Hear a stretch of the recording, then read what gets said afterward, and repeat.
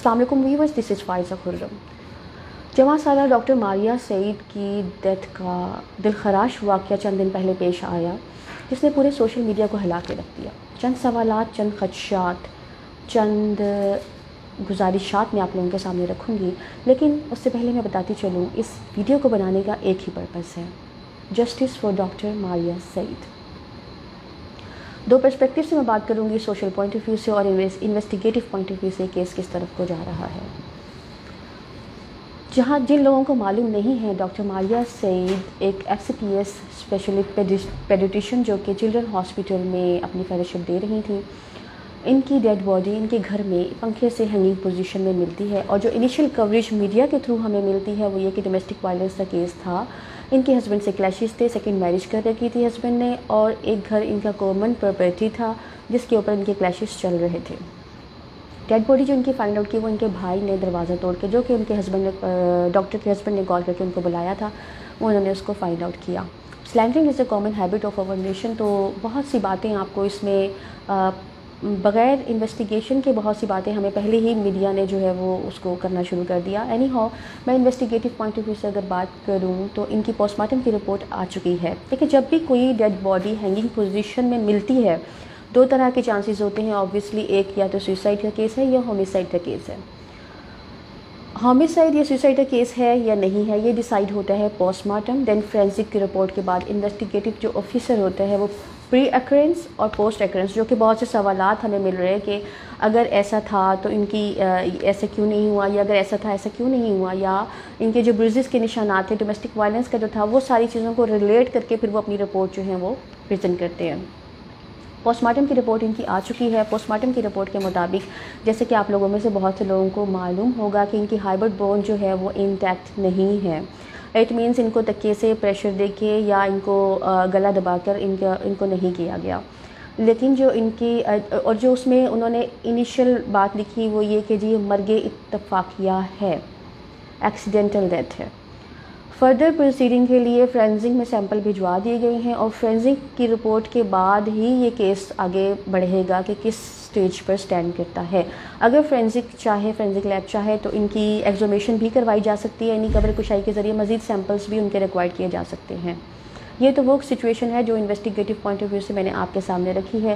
Social point of view سے اور ایک اور چیز بہت سامنے آتی ہے کہ جی ہاں، اٹ از ڈیڈ شیور کہ یہ ایک ڈومیسٹک وائلنس کا کیس ہے۔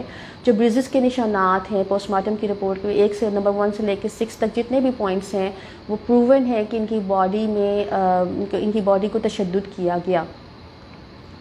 ڈومیسٹک وائلنس کے سلسلے میں ہمارا لا انفارچونیٹلی اتنا سپورٹیو نہیں ہے۔ اگر یہ بروزز کے نشانات ہیں تو پولیس اسٹیشن پہ جا کر یہ اپنی FIR تب ہی درج کروا سکتی ہیں جب اس کے ساتھ کوئی اور اوفینسو پوزیشن شامل ہو، ادروائز خالی بروزز کے بیس پہ FIR درج نہیں ہوتی ہے۔ یہ ہمارا ایک بہت بڑا فلا ہے جہاں دیکھا جائے کہ ہمارے معاشرے میں ڈومیسٹک وائلنس کے کیسز تو بہت زیادہ رپورٹ ہو رہے ہیں۔ اس کے پیچھے 3 ریزنز ہوتی ہیں جب بھی اس طرح کا کوئی سانحہ پیش آتا ہے، یا تو کوئی سائیکوپاس یا انسیسٹ یا پھر پیڈوفائل اس طرح کی حرکت کرتا ہے۔ ان تینوں کے علیحدہ سینیریوز ہیں، لیکن ہاں یہاں پہ جو چند سوالات ہیں وہ بہت امپورٹنٹ ہیں۔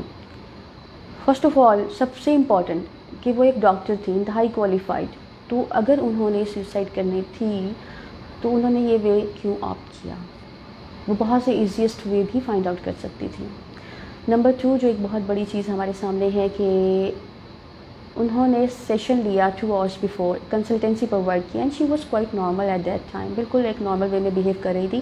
اگر کسی نے سوسائڈ کرنی ہوتی ہے تو اس کی مینٹل کنڈیشن یا اس کے ایکٹس جو ہوتے ہیں وہ ایب نارمل ہوتے ہیں، نارملٹی میں نہیں ہوتے، but that was quite normal.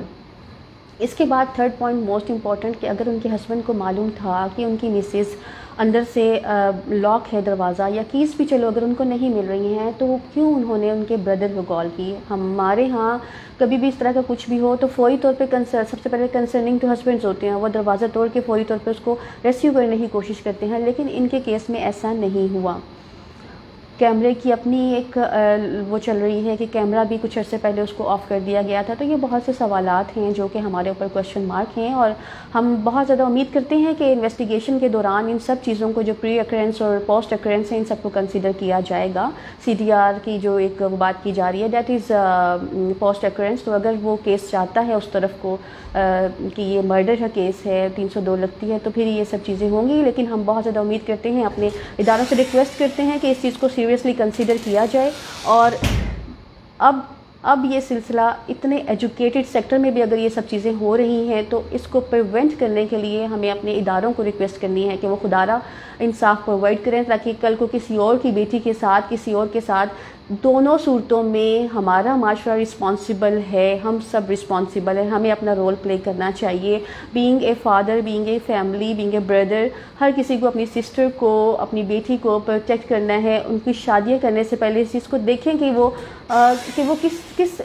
کس طرح کی ذہنیت کے بندے کے پاس جا رہی ہیں. بہت زیادہ ان کے بچوں کے لیے دعا ہے, اور بہت زیادہ ہم امید کرتے ہیں کہ ادارے ہمیں ان کے معاملے میں انصاف پرووائڈ کریں گے. اپنا بہت زیادہ خیال رکھیے گا. مجھے اجازت دیجیے. اللہ حافظ.